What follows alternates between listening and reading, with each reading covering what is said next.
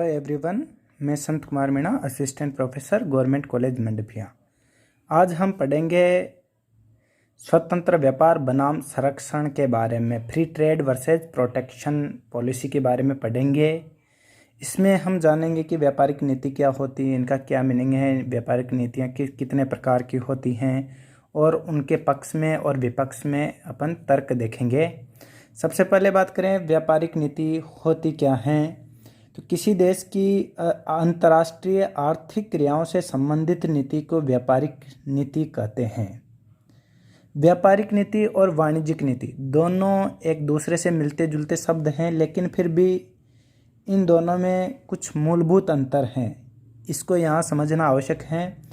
वाणिज्यिक नीति क्या होती है? वाणिज्यिक नीति का क्षेत्र अत्यंत सीमित होता है और वाणिज्यिक नीति में केवल आयात एवं निर्यात का अध्ययन किया जाता है वाणिज्यिक नीति के अंतर्गत, जबकि व्यापारिक नीति का क्षेत्र विस्तृत होता है और व्यापारिक नीति के अंतर्गत आयात निर्यात का तो अध्ययन किया ही जाता है, साथ ही साथ अंतर्राष्ट्रीय व्यापार से संबंधित अनेक समस्याओं जैसे अंतर्राष्ट्रीय व्यापार की दिशा, उनका स्वभाव, घरेलू उद्योगों का संरक्षण, विदेशी मुद्रा, व्यापार संतुलन, भुगतान संतुलन आदि सभी गतिविधियों का अध्ययन भी व्यापारिक नीति के अंतर्गत किया जाता है। इसी वजह से व्यापारिक नीति का क्षेत्र वाणिज्यिक नीति की अपेक्षा काफ़ी विस्तृत होता है। हेबरलर के शब्दों में व्यापारिक नीति को किस प्रकार डिफाइन किया गया है? हेबरलर बताते हैं कि व्यापारिक नीति से आशय उन सभी उपायों से हैं जो किसी देश के बाह्य आर्थिक संबंधों का नियमन करते हैं, यानी उनको नियंत्रित करते हैं। अंतर्राष्ट्रीय व्यापार में दो प्रकार की व्यापार नीतियों का अनुसरण किया जाता है या उनको फॉलो किया जाता है। पहली है उसमें स्वतंत्र व्यापार नीति, फ्री ट्रेड पॉलिसी, और संरक्षण व्यापार नीति, प्रोटेक्शन पॉलिसी।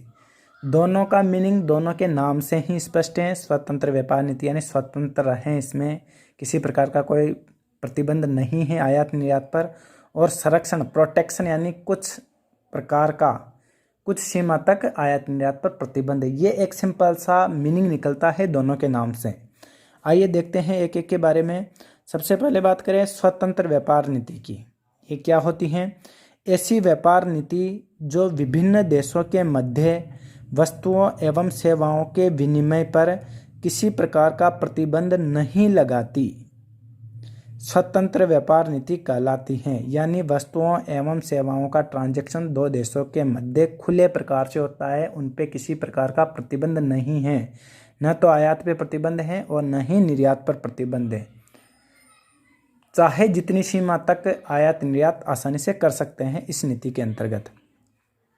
इस नीति की मान्यता है कि स्वतंत्र व्यापार के माध्यम से ही अंतर्राष्ट्रीय व्यापार के द्वारा भौगोलिक श्रम विभाजन तथा विशिष्टीकरण का लाभ प्राप्त किए जा सकते हैं।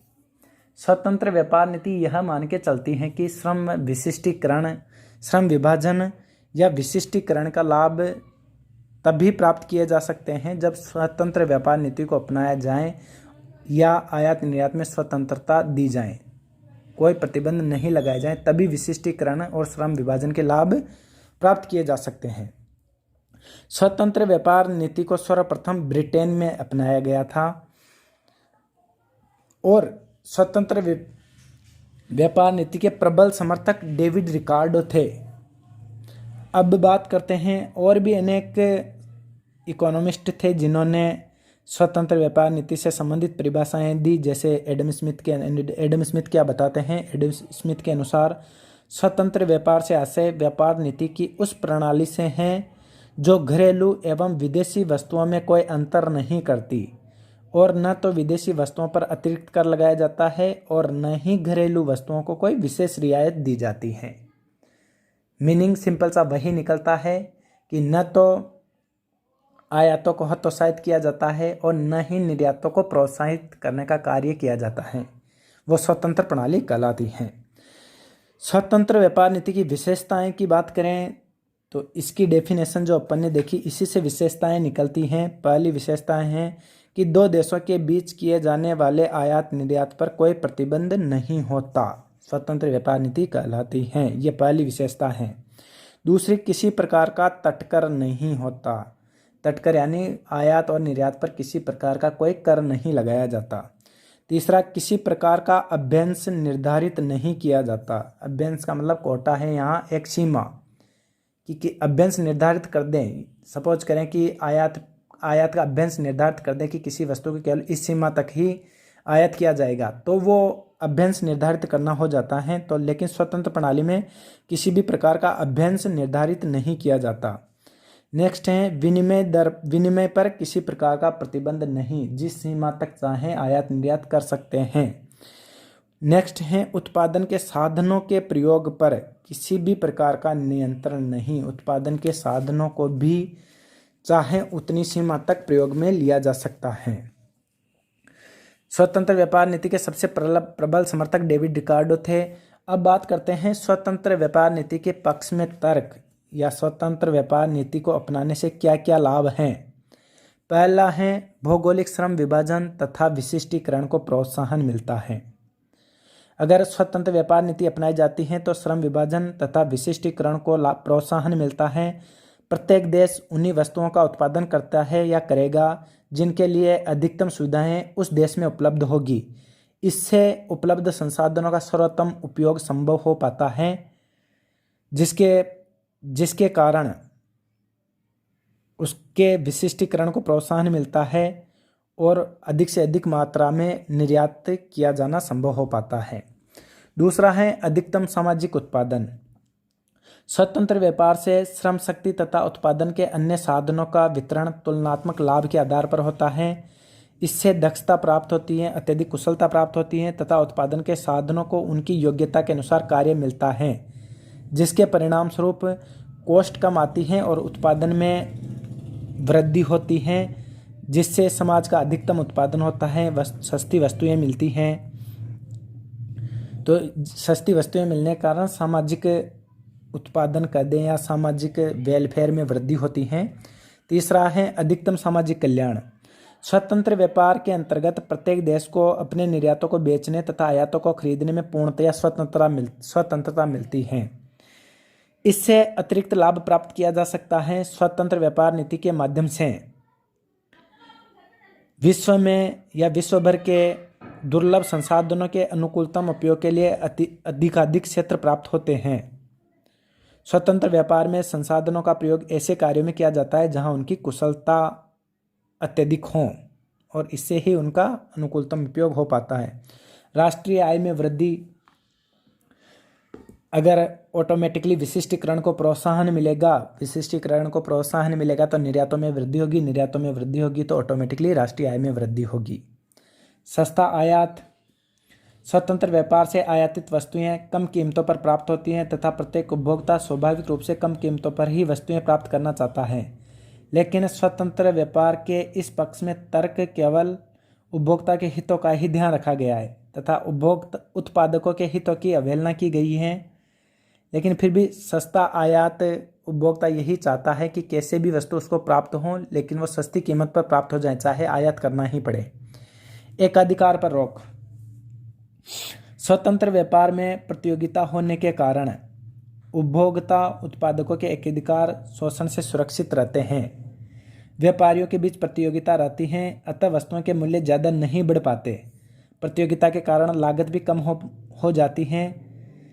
इस वजह से एकाधिकार पर रोक, कुछ सीमा तक रोक लग जाती है स्वतंत्र व्यापार नीति के कारण। पारस्परिक सहयोग की भावना को बढ़ावा मिलता है। एक देश का दूसरे देश से संबंध स्थापित हो जाता है स्वतंत्र व्यापार नीति के कारण। इससे दोनों देशों के बीच सहयोग को बढ़ावा मिलता है। नेक्स्ट है संरक्षण के दोषों से मुक्त। जो प्रोटेक्शन पॉलिसी में जो दोष हैं, वो दोष अगर स्वतंत्र नीति को अपनाया जाता है तो वो दोष इसमें समाप्त हो जाते हैं। जैसे सपोज करें, संरक्षण के कारण राजनीतिक भ्रष्टाचार को प्रोत्साहन मिलता है। यदि स्वतंत्र प्रणाली को अपनाया जाएगा तो भ्रष्टाचार को प्रोत्साहन नहीं मिलेगा। अब बात करते हैं स्वतंत्र व्यापार नीति के विपक्ष में तर्क या स्वतंत्र व्यापार नीति को अपनाने से क्या क्या हानियां हैं, क्या क्या दोष हैं। इनमें सबसे पहला है शिशु उद्योगों को हानि। शिशु यानी जो छोटे उद्योग हैं उनको हानि। शिशु उद्योग वह होता है जो थोड़े टाइम पहले ही प्रारंभ हुआ है, जो प्रतिस्पर्धा को सहन करने की स्थिति में नहीं होता। स्वतंत्र व्यापार की नीति को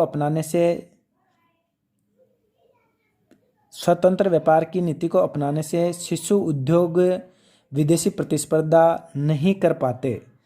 ऐसे स्थिति में उनका विनाश होना या उनका नष्ट होना, उनका समापन होना निश्चित होता है। अतः देश में जो शिशु उद्योग हैं वो विस्तार नहीं कर पाते अगर स्वतंत्र नीति को अपनाया जाता है तो। दूसरा है राजनीतिक हस्तक्षेप। स्वतंत्र व्यापार में विकसित देश विकासशील देश की आर्थिक नीतियों में अनावश्यक राजनीतिक हस्तक्षेप करते रहते हैं। इससे कई बार तो विकासशील देश की स्वतंत्रता तक खतरे में पड़ जाती हैं। तो राजनीतिक हस्तक्षेप की वजह से भी स्वतंत्र व्यापार नीति को अच्छा नहीं माना जाता। तीसरा है पूर्ण रोजगार का अभाव।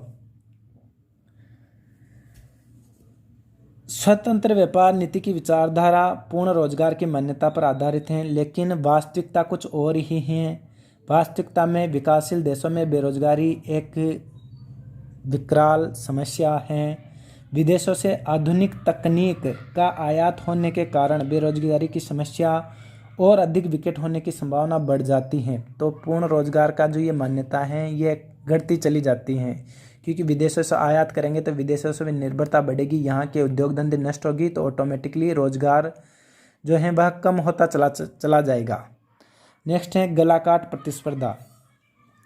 स्वतंत्र व्यापार के कारण विश्व भर में गलाकाट प्रतिस्पर्धा प्रारंभ हो जाती है या उसका उदय होता है। निर्यात बढ़ाने के उद्देश्य से विकसित देश राशि पतन का सहारा लेते हैं, डंपिंग को अपनाते हैं। इससे अपने निर्यात बढ़ाने के उद्देश्य से राशि पतन का सहारा लिया जाता है। इससे अर्ध विकसित देशों को भारी हानि उठानी पड़ती है। नेक्स्ट है आर्थिक असमानता में वृद्धि।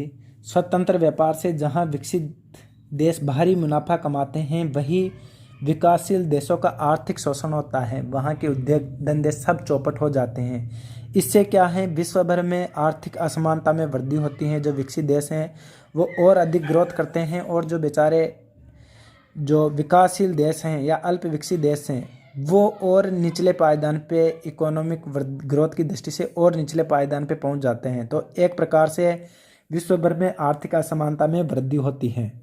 नेक्स्ट है आय का असमान वितरण नहीं। स्वतंत्र व्यापार में अनुकूलतम वितरण के बजाय आय का असमान वितरण होता है, यानी अनुकूलतम वितरण नहीं होता और आय का असमान वितरण होता है। नेक्स्ट है तुलनात्मक लागत का सिद्धांत। स्वतंत्र व्यापार नीति तुलनात्मक लागत के सिद्धांत पर आधारित है, लेकिन यह सिद्धांत विशेष रूप से विकासशील देशों के लिए अनुकूल नहीं है। यह केवल विकसित देशों पर ही लागू हो पाता है।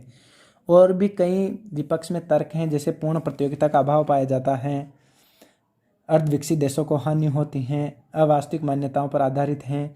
तो ये कुछ पॉइंट्स हैं जिनके आधार पे अपन बता सकते हैं कि स्वतंत्र व्यापार नीति को अपनाते हैं तो उससे ये दोष या ये हानियाँ होने के ये हानियाँ बढ़ जाती हैं। और अगर स्वतंत्र व्यापार नीति के पक्ष की बात करें तो ये उसके बिंदु हैं जो उसके लाभ को प्रदर्शित करते हैं।